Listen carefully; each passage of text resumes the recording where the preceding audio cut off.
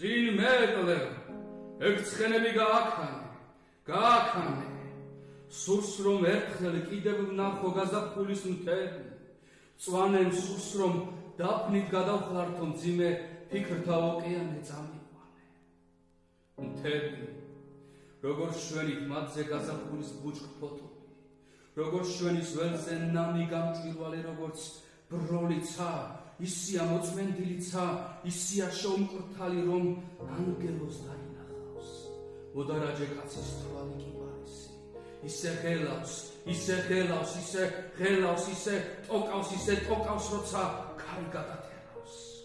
წყარო კლდეში მოჩუქჩუხე წვეთანკარა ვიცის, ვლნება დაფნის ბუჩქთა მწვანე ჩარჩოს ეომნება, ეხეთქება და ჩანჩქერითით ნასხლეტი დაფლეთილი დილის სხივი ძირს ეშვება და იფრქება და გადადის ძისკამებით.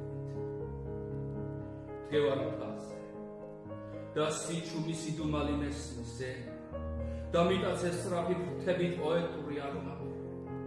ვხედავ სურებს, ვხედავ დაფნას, ვხედავ მდუმარ ნასაკირავს, ვხედავ სოფლებს, სიცოცხლისას განახლებით თვალით მზინავს.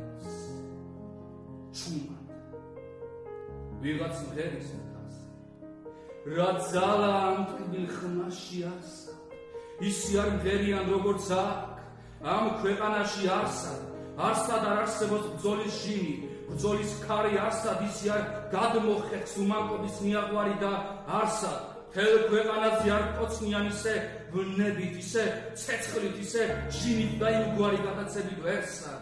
ისე ვერ ვიგახსოვს გამოუცნობ ცეცხლის ტბაში, როგორც ლევს ამ ქალწულები აქ, ამ წარმკაც ქვეყანაში და მეკლევ. თუ მათ ალერს ვერ ვეღირსე გეთანხმე, საალერსოდ ისევ მიწვევს გაზაფხულის მთები, წვანე მაშ გარეკებ ცხენებისადმე შორს წამიყვანე, გამაქანე.